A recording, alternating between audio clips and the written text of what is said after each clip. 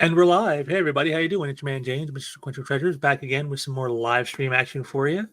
Hope you guys had a really good holiday there, good Christmas, good Boxing Day for those of you in Canada and Europe and Australia who celebrate such things. Had a good one here. Hope you guys are doing well. Today's going to be a little something different. I'm going to talk about a movie that I saw over this holiday. I used to, you guys don't know this, but I was a big movie buff back in the day. I used to watch a lot of movies, up until about 2010 or so. And then I started to fall off and not watch so many. Now I don't watch hardly anything in the theaters anymore, and mostly because it's a lot of junk, sequels, prequels, remakes, nonsense, crap. So, it takes a lot to get me out there to the theaters nowadays to go check something out. But I heard a lot of good stuff about this film. And so I thought, what the heck, I'll go and check it out. And so I'm going to give you my thoughts on it. So I'm not going to go into whole big spiels about, names, directors, and actors and all that kind of stuff. That's not what this is about. This is just sort of my take on my feelings on what I thought of the overall film itself. So we're going to get right into that. And again, the movie, as you can see in the title here, is it's Godzilla Minus One, the movie that everybody seems to be talking about. So got.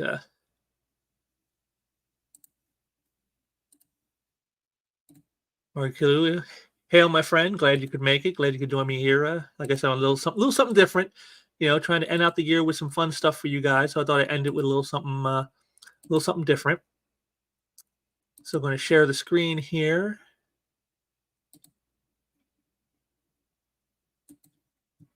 And like I said, this is all about the film Godzilla Minus One. That's what this is all about. So, I went and saw the film over the holiday here, and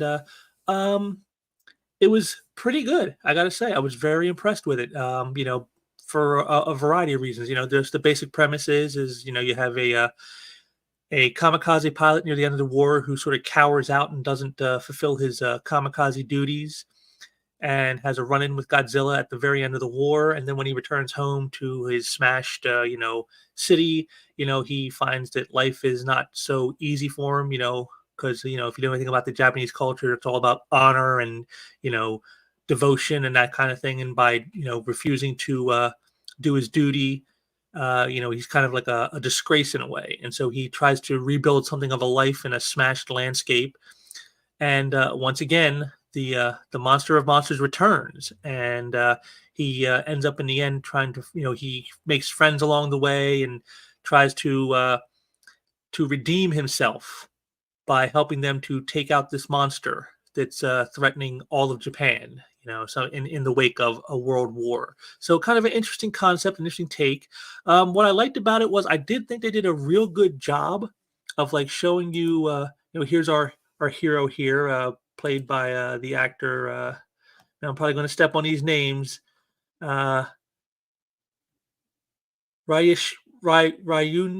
Asuki Kamiki.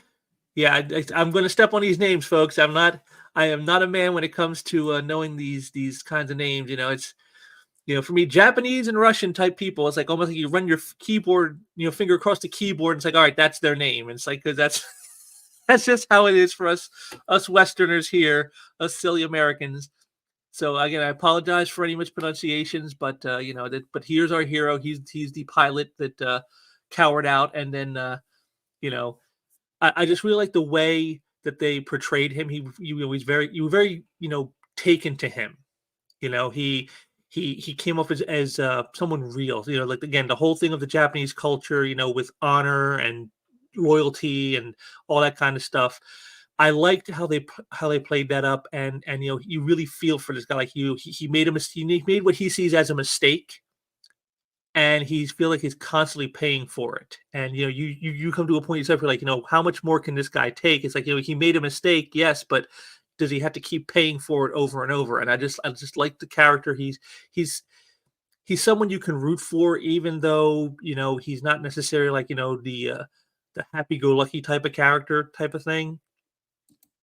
I also liked the settings and the special effects.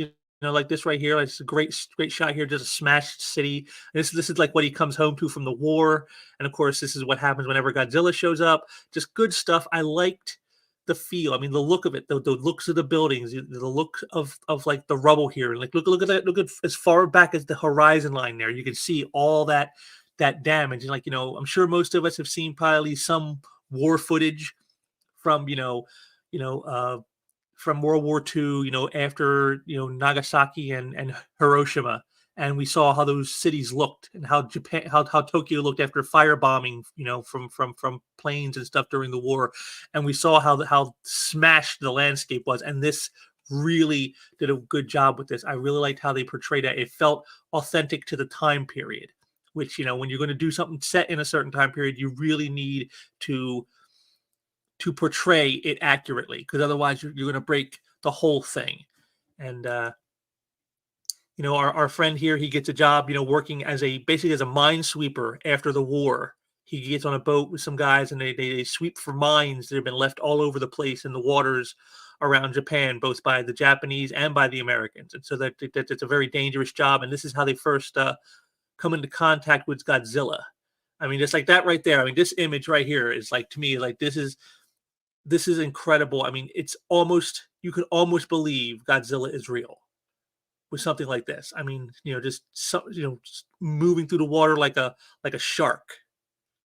Again, I really liked it. It was very, again, the special effects are great.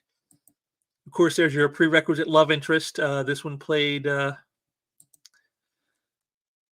by Minami Hambe, I think is her name. She's the love interest here, of our hero, and again, just a very understated performance. She's very, again, just when you watch, she's very like the typical Japanese woman of the day. The submissive. She's worried about him. She's worried about their lives together. She's like the matriarchal focus. And there's a scene when a Godzilla attacks. She shoves him aside into an alleyway, just as an explosion is coming from Godzilla firing off his atomic breath. He creates like almost like a nuclear explosion effect with it, and she tosses him aside in between some buildings, and she gets knocked away, and you watch that happen, and it's like, wow, just so a very good character. This is another one I liked. I liked how she was portrayed, as she was, when we first meet her, you don't really realize it, but as time goes on, you come to realize what she really means, both to him and what he means to her. It's a kind of like grow into a family. Neither one of them were looking for a family at the time they met, but they kind of grow together as a family. Again, another aspect I'm sure you would have seen in this time period in Japan, where there were broken families and things of that nature, and people had to come together just to survive. And again, it's all done very well. But of course, we all know the real stuff you come for is this. Is the action. It's like, this is a scene where Godzilla attacking a subway, like a subway cars and stuff like that. It's just straight out of the classic 1954 original movie. Which again, there are things in the movie that like so many scenes, because I've seen the original, and I could see scenes where I'm like, that was like, that's a shout out to the original. This is one where, because there's a scene in the original where he attacks like trains and subway car type stuff. So this plays up very much to that. Another thing I appreciate about this is the score. This is something that a lot of people don't talk about in films anymore, is the music, and the music really played well to whatever they were getting at. But I loved that they kept the honor of the original, because whenever Godzilla would show up, you hear that classic horns, whomp, whomp, whomp, whomp, whomp, whomp, just every time he shows up and he's trashing something. It's like just like they did in the 1954 original. Yeah. Yeah, he did, but I mean, I would have thought it would have been pretty hard, since he's a monster lover himself. So I don't think it's not exactly a hard audience when you're doing monster movies for someone like that. But I like that they respected the original. And again, you see this image. I mean, this looks, again, this is all CGI. And I got to admit, I'm impressed with the CGI here. I mean, we've seen some really horrible CGI stuff over the last few years from American movies in Hollywood, and yet here are the Japanese, and look at this. It looks real, just like that one before when you saw him in the water. It looks real, and I like that. Again, it looks different than the classic version did. With the guy in a suit. But again, looking at it, you kind of feel that they were trying to keep. Yeah.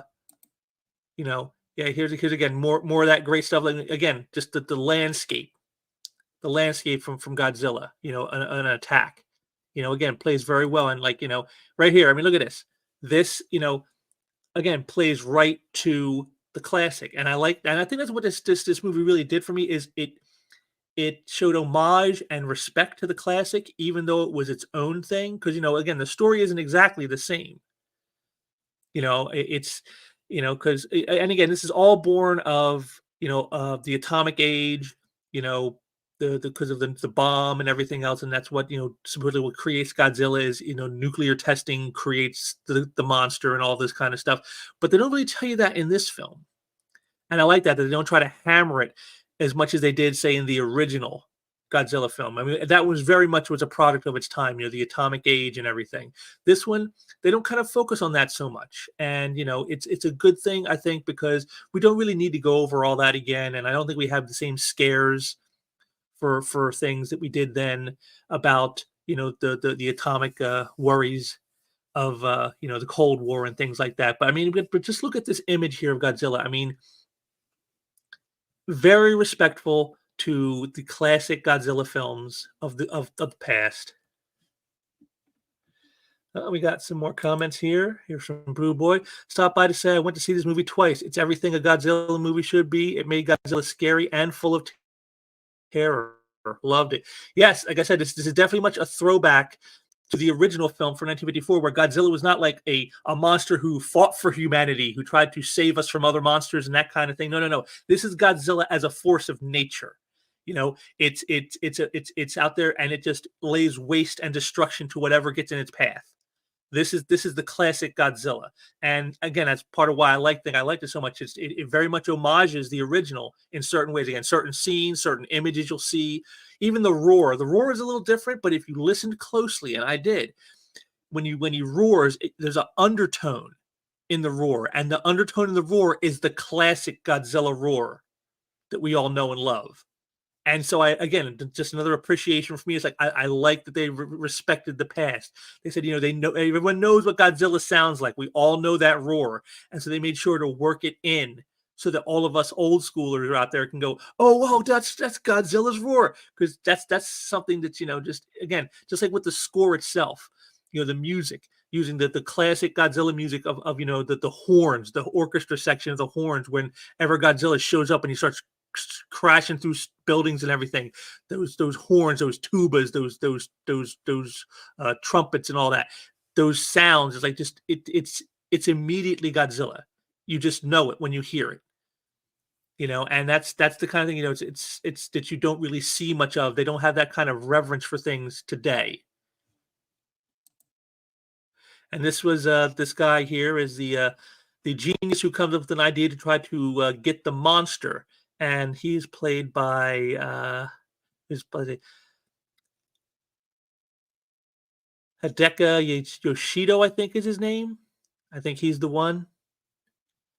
Yeah, so he's the one who comes up with a plan for the final battle with Godzilla on how they're going to destroy the monster. Because during the scene when he's explaining the plan, there's a general in there, and this is the one thing that I really took from the movie above anything else, was this one moment.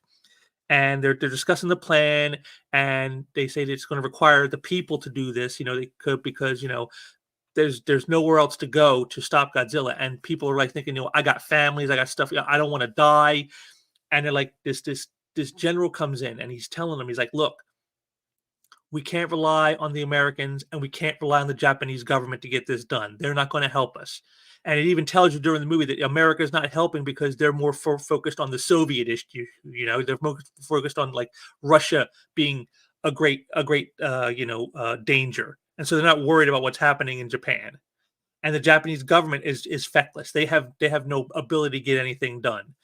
And so it's up to us to do it. And to me, that to me, more than like the whole thing of the fear of nuclear annihilation and all that from the power of Godzilla, That felt more like something for a modern audience, because that's what we're kind of seeing today in the world when you think about how things are happening in the real world. You know, Governments are letting us down, the people in power are letting us down. And it's coming down to a point of like, you've got to rely on yourself and those close to you to get anything done. We see it all the time on the news, here in America. You watch the news recently, all the crime in the major cities just going on, and the problems at our borders with people wanting to come in and illegally and all these problems, and our government is unable to solve any of it because they don't really care. They're not focused on any of this. They're focused on other things. Things that some might people say are relevant, some might see people say might say are more dangerous. But whatever it is they're focused on, they're not focused on the protection and the well-being of the people of the nation. And that's kind of what they get at here in this scene, in Godzilla Minus One, is that they talk about, how like the US and the Japanese government are not going to save us. They're not going to get this done. They're not going to take care of this problem. It's up to us. It's up to us as a people. It's up to us as individuals. We have to come together and get this done, because no one else is going to do it for us. No one's going to save us from this. And I really appreciate that very much, because again, it's like a resonates to our current times and things that are happening in the real world right now. And so, just like how Godzilla did in the 1950s for the fear of the atomic bomb, this kind of does it with all of the political lack of leadership that we have in the world today. And I thought this was just really great done. It's like it really spoke to me, on patriotism, on individualism, on just things that I think are important that more people should take note of today that they don't. And of course they do get the monster in the end, of course, because what good it do if they didn't, right? It's how it has to go. But again, like I said, these graphics, these computer generated images, I mean, just beautiful stuff. Godzilla's this was like I said, I was really blown away. I give it like a 8.5 out of 10. Excellent movie. If you haven't seen it, you should go see it without question. It's probably one of the best movies of the year. It is subtitled because it is an import. It is not something, again, this wasn't made in Hollywood. If it was Hollywood, it wouldn't have probably nearly as good. Hollywood's been nothing but a train wreck all year, as their bombs and failures and lack of making money has shown. But this shows you can do this kind of stuff. And again, this, I believe they said it was like a 15 or 20 million dollar budget for this film, and it's incredible. It's better than some of the blockbusters that Hollywood has produced. It's 10 times that amount. you know? And so this shows you can do great stuff and you don't need to spend a lot of money. You just need a good story with good people who can, emote and project the story you want to tell, and people who actually care about crafting a fine product. And to me, this is the great thing I love about this, is because it's just a monster. You say, oh, it's just a monster movie, it's no big deal. You're right, it's not a big deal. It's not important in the sense of like, the grandiose, way we think of the world. But you know, if you can craft something like this so well for, what is seen as probably a minuscule amount of money today, think of all the great things that could be made, in the same way, the great comics, the great television that could be done.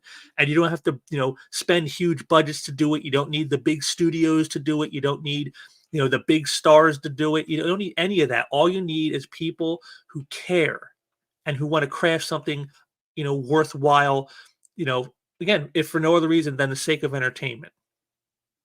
And this is something that I've talked about in a lot of streams, both here and other places, about the whole point of entertainment. And it's to create something of value to a large audience and to get paid to do it. And this movie has been a phenomenal success, comparatively to a lot of stuff that's come out in the last, not just this year, but even the last few years, that compared to what they put in, what they got out was way more, and it can be done. And again, this is just maybe a little something.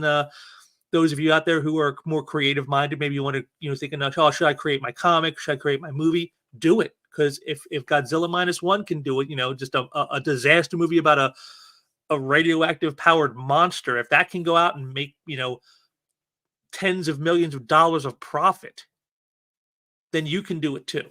All you need is the will, the creativity, and the gumption to get it done. and that's what they had, and that's what this movie to me represents. And we need more of this. So, again, it definitely is a recommend for me. Go out and see this movie. If you haven't seen it yet, go see it. If you've seen it, go see it again. We need things like this in the world. We need good quality entertainment, and that's what this movie here definitely delivers. It definitely delivers on that. So you definitely want to check that out. So again, this was oh, we got Angry Canadian in here, and he goes, "Hail, this movie was awesome." Yes, it was. It was very awesome. Now, it wasn't perfect, mind you. I mean, there were a couple things in there, like they telegraphed them, I think, a bit too much.